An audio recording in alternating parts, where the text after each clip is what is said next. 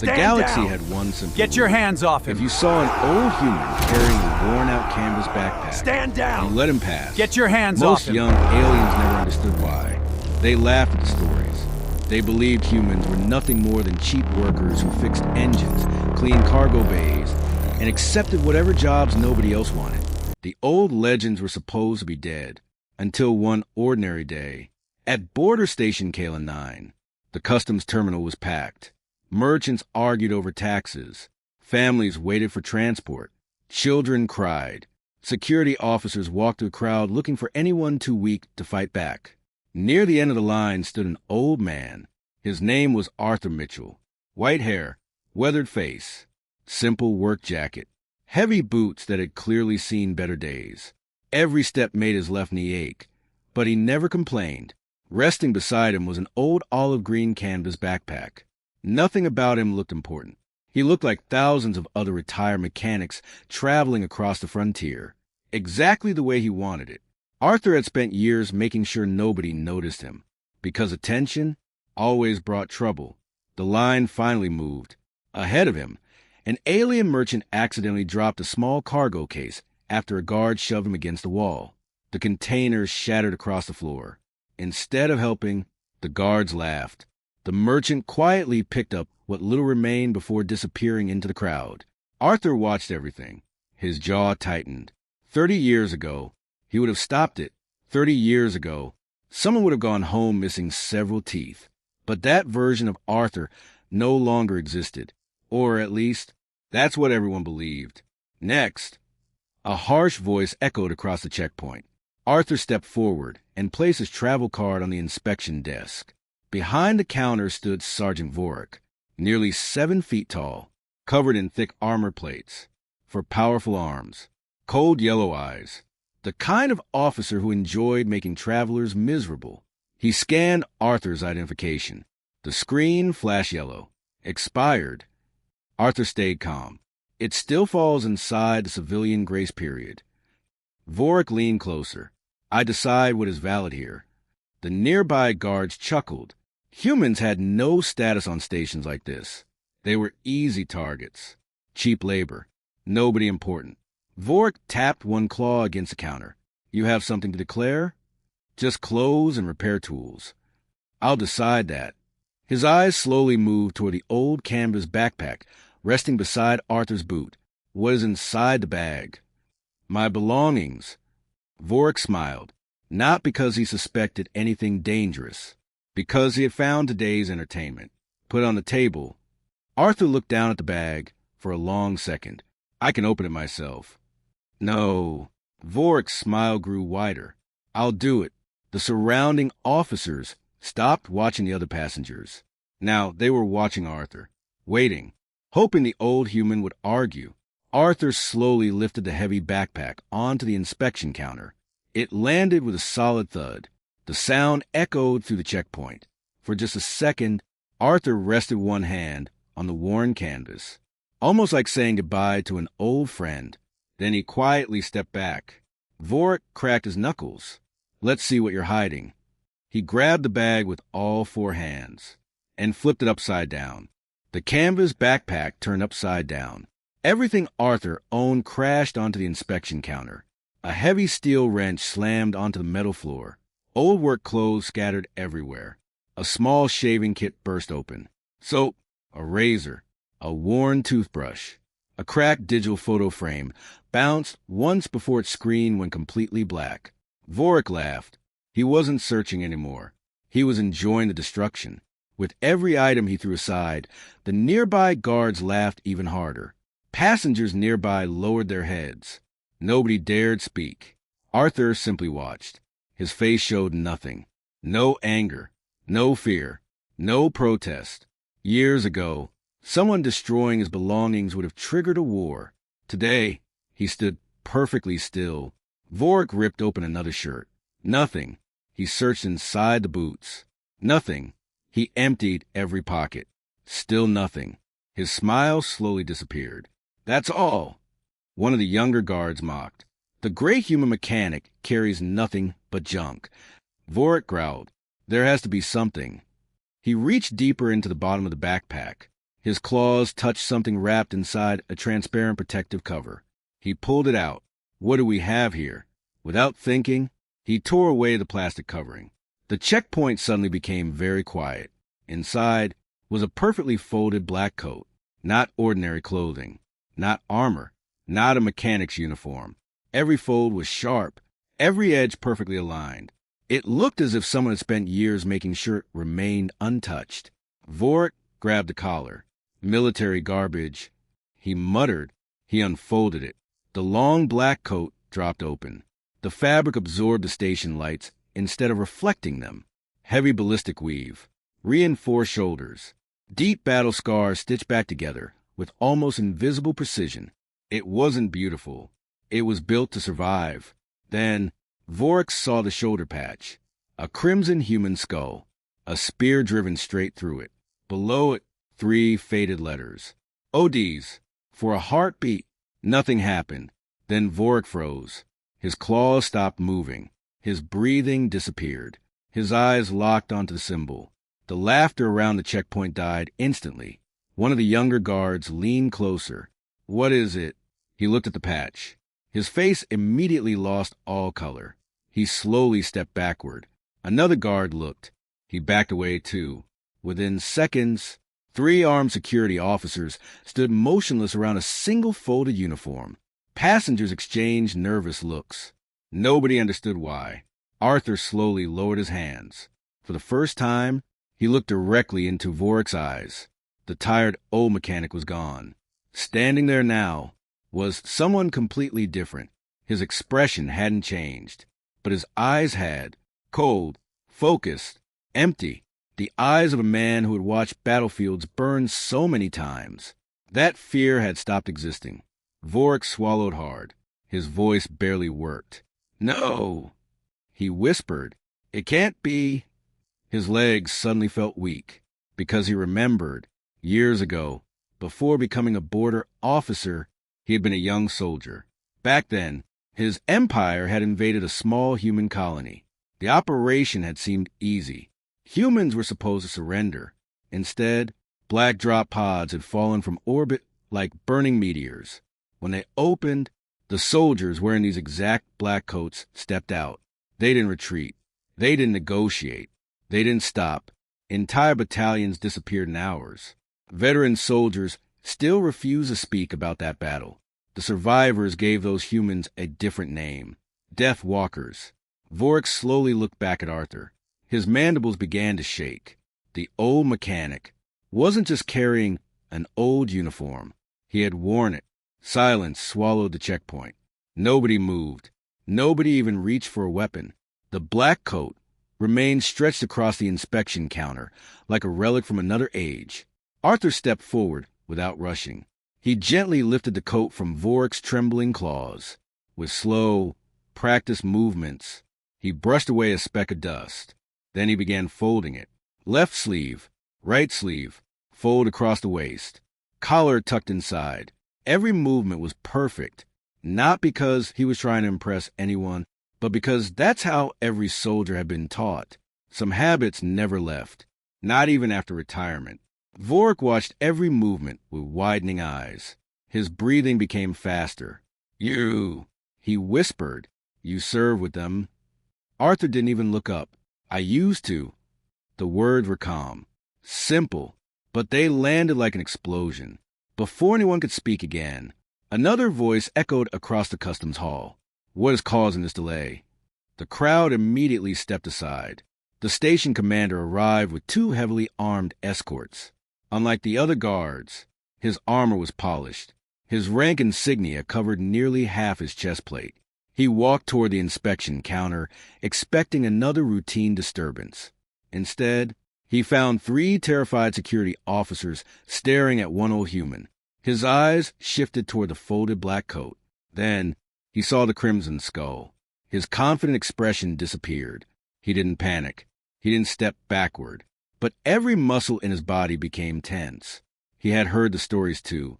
Entire military academies still studied the human drop corps, not because they existed anymore, but because no commander ever wanted to face them again. The commander slowly looked at Arthur. Where did you get that uniform? Arthur calmly zipped open his backpack. It was issued to me. The commander remained silent. But they were disbanded years ago. Arthur nodded. Most of us retired. That answer somehow made the situation even worse. If this quiet old mechanic was one of the survivors, then how many others were still alive? How many veterans were quietly scattered across the galaxy? The commander looked around the crowded terminal. Hundreds of civilians were watching. One wrong decision here could become an interstellar disaster. He glanced towards Sergeant Vorik. The terrified guard still hadn't recovered. His claws were shaking uncontrollably. The commander made his decision. He picked up Arthur's travel card, inserted it into his personal terminal, entered an administrative override. The scanner immediately turned green. System error. The commander announced loudly, "The human's travel permit is completely valid." He handed the card back with both hands, a gesture normally reserved for honored military officers. Arthur accepted it without a word. Then he looked toward the floor. My wrench. The entire checkpoint looked down. The heavy steel wrench still lay where it had fallen. Vorik reacted instantly. The same officer who had mocked Arthur minutes earlier hurried forward. He bent down, carefully picked up the wrench, cleaned the dust from it, and placed it gently into Arthur's hand. "I'm sorry." Arthur studied him for a long moment, then quietly packed away the rest of his belongings. Most of his clothes were torn. His photo frame was beyond repair. He looked at it for only a second, then left it behind. Some memories couldn't be fixed. He closed the backpack, lifted it onto one shoulder, turned, and walked toward the shuttle terminal. Nobody stopped him. Nobody questioned him. The crowd silently moved aside. A path opened through hundreds of travelers. Aliens lowered their heads. Parents pulled their children closer. Even armed patrols standing farther down the corridor stepped out his way before he reached them. Arthur never looked left, never looked right. He simply kept walking. To everyone else, he looked like an old mechanic with a bad knee. But every alien on that station knew the truth. Some legends never died. They simply grew old. The shuttle drifted silently through deep space. Inside, the passengers slowly relaxed. The nightmare at the checkpoint was finally over. Arthur sat alone near the rear window. His backpack rested against his boots. He closed his eyes. For the first time that day, he allowed himself to breathe. Retirement was supposed to be peaceful. No more wars. No more battlefields. No more names added to memorial walls. Just one quiet journey to a forgotten colony where nobody knew who Arthur Mitchell had once been. That was all he wanted. Then the lights flickered.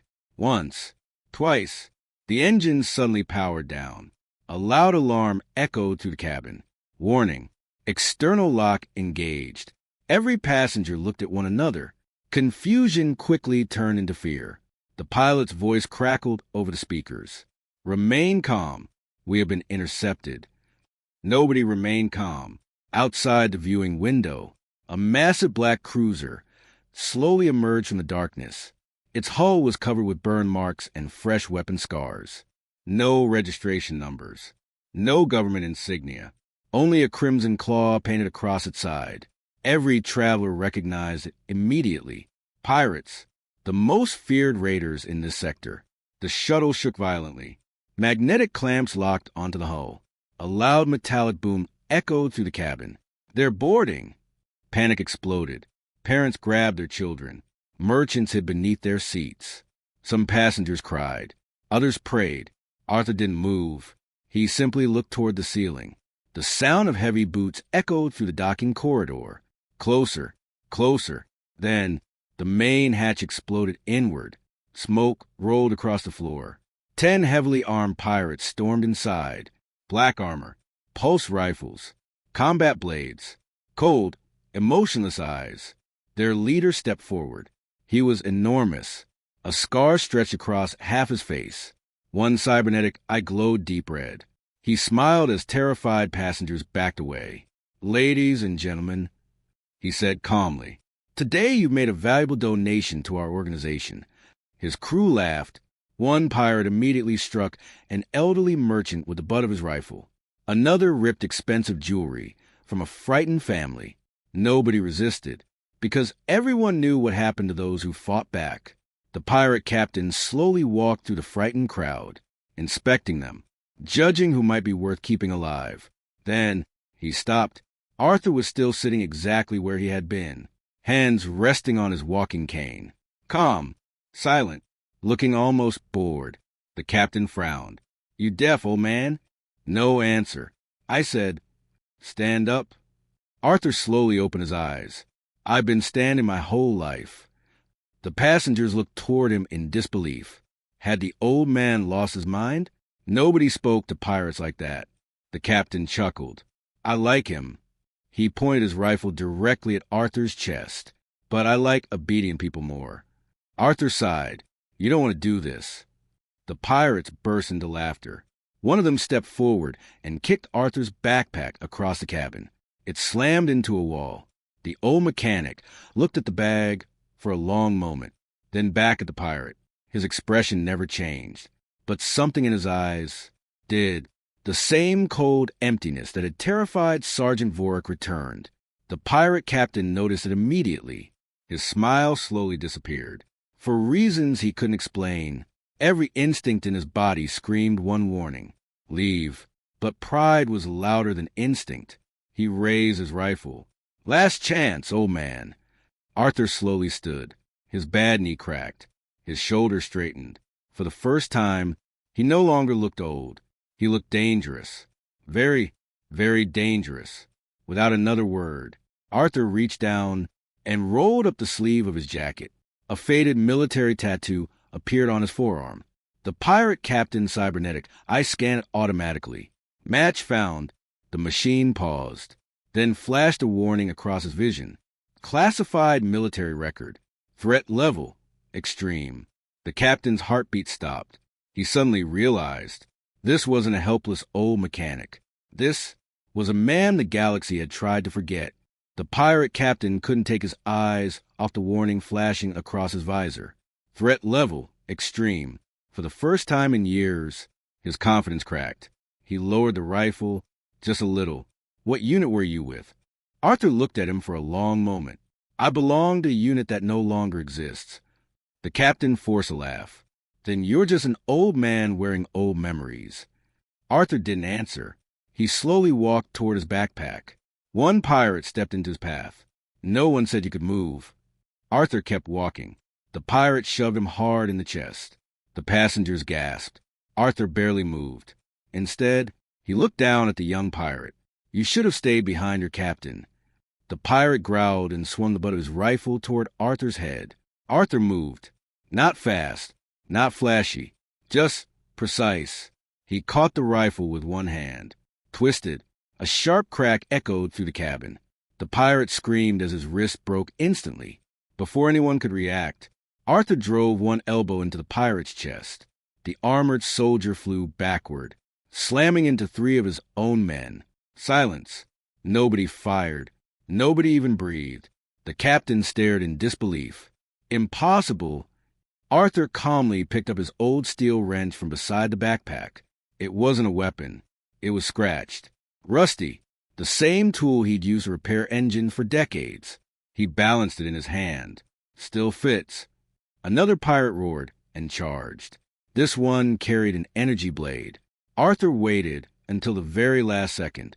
One stepped sideways. The glowing blade missed completely. The wrench came down once. Clang! The pirate's helmet shattered. He collapsed instantly. A third attacker fired his pulse rifle. Arthur grabbed an empty cargo case and flipped it over.